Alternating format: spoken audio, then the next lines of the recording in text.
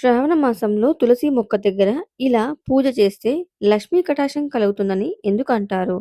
ఓం శ్రీ మహాలక్ష్మీ నమః. అందరికీ నమస్కారం. శ్రావణ మాసం అంటేనే మన ఇంట్లో భక్తి, పూజలు, వ్రతాలు, దీపాల వెలుగులు ఎంతో ఆనందంగా ఉంటుంది. ముఖ్యంగా శ్రావణ మాసంలో తులసి మొక్కకు ప్రత్యేకమైన ప్రాధాన్యత ఉంది. అంటే తులసిని కేవలం ఒక మొక్కగా కాకుండా మహాలక్ష్మి స్వరూపంగా భావిస్తారు. అంటే శ్రావణ మాసంలో ప్రతిరోజు కూడా ఉదయం లేదా సాయంత్రం తులసి మొక్క దగ్గర భక్తి శ్రద్ధలతో దీపం వెలిగించి చిన్న పూజ చేయడం ఒక మంచి ఆధ్యాత్మిక మంచి వైభవం. అయితే ఈ పూజ చేసేటప్పుడు ముఖ్యమైన విషయం ఏంటంటే, పూజలో ఆడంబరం కంటే మనసులో భక్తి ముఖ్యం. డబ్బు ఎక్కువ ఖర్చు పెట్టి పూజ చేసి అవసరం లేదు. మనస్ఫూర్తిగా 2 నిమిషాలు అమ్మవారికి ప్రశాంతంగా మీరు తలుచుకోండి. ముందుగా తులసి మొక్క దగ్గర శుభ్రంగా ఉండాలి. శ్రావణ మాసంలో ఉదయం నిద్రలేచి ఇంటిని శుభ్రంగా ఉంచి, స్నానం చేసి తులసి దగ్గర దీపం వెలిగించి, ఇంట్లో దీపం వెలిగించాలి. తులసి కోట దగ్గర చిన్న ముగ్గు కూడా వేయాలి. ఎందుకంటే మన పెద్దలు ఎప్పుడు ఒక మాట చెబుతారు. శుభ్రత ఉన్న చోటనే శుభం ఉంటుంది అని. తులసి మొక్క దగ్గర చెత్త లేకుండా, నీరు నిల్వ లేకుండా శుభ్రంగా ఉంచుకోవడం ఇది చాలా ముఖ్యం. శ్రావణ మాసంలో తులసి మొక్క దగ్గర దీపం వెలిగించండి. ఆ తర్వాత తులసి మొక్క దగ్గర ఒక చిన్న ప్రమిదతో నూనె లేదా నెయ్యితో దీపం వెలిగించొచ్చు. ఇలా దీపం వెలుగుతున్న సమయంలో ఇలా ప్రార్థించండి. అమ్మ తులసి దేవి మా ఇంట్లో ఎల్లప్పుడూ శాంతి, సంతోషం, ఆరోగ్యం ఇవ్వు అని దీపం వెలిగించిన తర్వాత మనసులో ఈ భావన కలుగుతుంది. చీకటిని తొలగించే దీపంలాగే మన జీవితంలోని అజ్ఞానం, భయం, నిరాశ కూడా తొలగిపోయి మంచి ఆలోచనలు కలగాలని ప్రార్థించండి. తులసి మొక్క దగ్గర మీ మనసులో కోరిక చెప్పండి. తులసి అమ్మవారికి నీరు సమర్పించడం. ఆ తర్వాత తులసి మొక్కకు కొద్దిగా నీరు సమర్పించి మొక్కకు అవసరానికి మించి నీరు పోయకండి. నీరు సమర్పిస్తూ ఓం తులసే నమః అని భక్తితో జపించవచ్చు. కొంతమంది తులసి మొక్కకు పసుపు, కుంకుమ పెట్టి పూజ చేస్తూ ఉంటారు.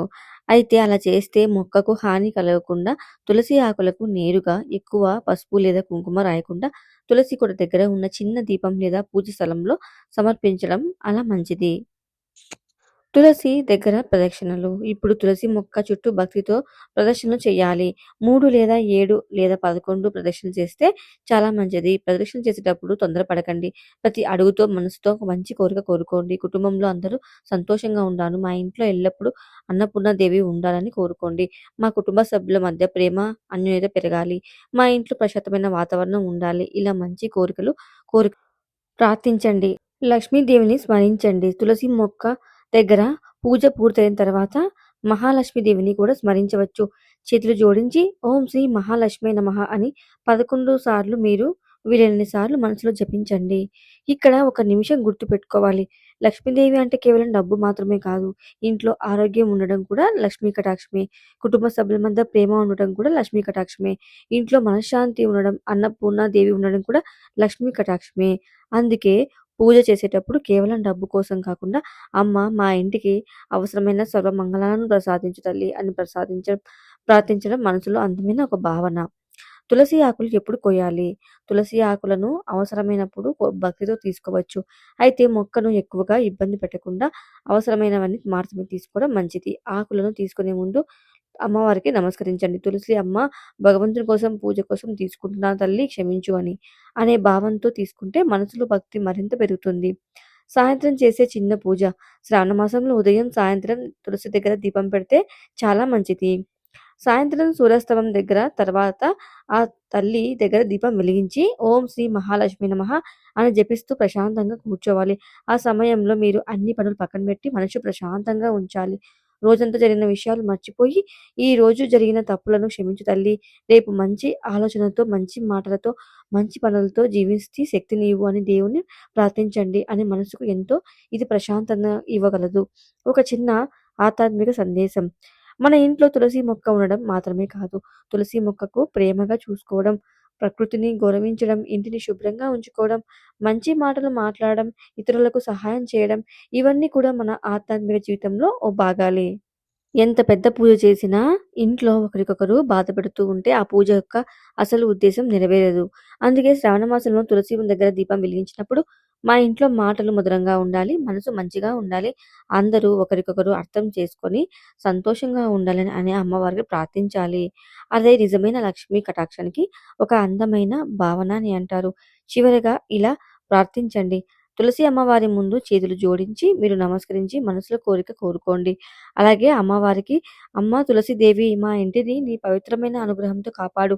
మా కుటుంబ సభ్యులందరికీ ఆరోగ్యం ప్రసాదించు. ఇంట్లో ఎల్లప్పుడూ శాంతి, ప్రేమ ఉండలు చూడు. మహాలక్ష్మి అనుగ్రహం మా కుటుంబం ఎప్పుడు చేసి మీ తప్పులను క్షమించు" అని మంచి పనులు చేస్తూ ప్రసాదించు తల్లి అని తల్లికి ప్రార్థించాలి. ఓం శ్రీ మహాలక్ష్మీ నమః. ఓం తులసే నమః. శ్రావణ మాసంలో భక్తితో తులసి అమ్మవారిని పూజిస్తూ మన ఇంట్లో మంచి వాతావరణం పెంచుకుందాం. భక్తి ఉన్న చోట భగవంతునికి స్మరణ ఉంటుంది. మంచి మనసున్న చోట నిజమైన ఐశ్వర్యం ఉంటుంది. మీ అందరి ఇళ్లలో శాంతి, సంతోషం, ఆరోగ్యం, ఐశ్వర్యం నిండాలని మనస్ఫూర్తిగా కోరుకుంటూ శ్రీ మహాలక్ష్మీదేవి అనుగ్రహం మీ అందరిపై ఎల్లప్పుడూ ఉండాలి. ఓం శ్రీ మహాలక్ష్మీ నమః అని మీరు తులసి మొక్క దగ్గర దీపం వెలిగిస్తే తప్పకుండా డబ్బు వస్తుంది అని చెప్పడం కంటే, తులసిని పూజించే సమయంలో మనలో భక్తి ఎంత ఉంది, క్రమశిక్షణ ఎంత ఉంది, మంచి ఆలోచనలు పెరగడం అది నిజమైన ప్రయోజనం. లక్ష్మీదేవిని మనం కేవలం డబ్బు రూపంలో మాత్రమే చూడకూడదు. లక్ష్మీ కటాక్షం అనేది ఎప్పుడు కూడా మీరు శ్రావణ మాసంలో తులసి మొక్క దగ్గర ఆ పూజ చేసేటప్పుడు మంచి సరళంగా దీపం వెలిగించి ఈ మంత్రాలు జపించవచ్చు. తులసి దగ్గర దీపం వెలిగిస్తూ శుభం కరోతి కళ్యాణం ఆరోగ్యం ధన సంపదాం శత్రుబుద్ధి వినాశయ దీపజ్యోతి నమస్తుతే అని మంత్రం చదవాలి. ఈ ఓం తులసే నమః అని 11 సార్లు జపించి లక్ష్మీదేవి మంత్రం కూడా చదవాలి. తులసమ్మ దగ్గర దీపం వెలిగించిన తర్వాత ఓం శ్రీ మహాలక్ష్మి నమః, ఓం శ్రీ మహాలక్ష్మి నమః అని 11 సార్లు చదవాలి. ఈ సమయంలో కేవలం డబ్బు కోసం కాకుండా కుటుంబ సభ్యుల కోసం ప్రార్థించండి. 4 నిమిషాలు తప్పకుండా మీరు ప్రార్థించాలి. అలాగే తులసమ్మ దగ్గర ప్రదక్షిణ కూడా చేయాలి. సాత్వికమైన ఆహారం తీసుకోవడం శ్రావణ వ్రతాలు చేసేవారికి సంప్రదాయాల్లో సాధారణంగా కనిపిస్తుంది. అయితే ఉపవాసం లేదా ప్రత్యేక ఆహార నియమాలు మీ కుటుంబం ఆచారం, ఆరోగ్య పద్ధతిలాగా ఉండాలి. పూజ చేస్తున్న రోజుల్లో కోపం చేసుకోకుండా ఎవరిని సహనంతో పాటించడం ముఖ్యం. దానం, సహాయం చేయడం కూడా శ్రవణ మాసంలో మంచి ఆచారంగా భావిస్తారు. మీకు వీలైనంత అవసరంలో ఉన్న వారికి అన్నం లేదా ఇతర సహాయం చేయవచ్చు. పూజలో ఆడంబరం కంటే భక్తి ముఖ్యం. పెద్దగా ఖర్చు చేసి పూజలు చేయాల్సిన అవసరం లేదు. మీకు తోచినంత పూజలు చేస్తే ఎంతో పవిత్రం. పూజ గది, తులసి కోటను శుభ్రంగా ఉంచాలి. తులసి మొక్క చెట్టు దగ్గర ఎండిపోయిన ఆకులు ఉండకుండా చూసుకోవాలి. భక్తితో దీపం వెలిగించి కుటుంబ ఆచార ప్రకారం దీపం వెలిగించవచ్చు.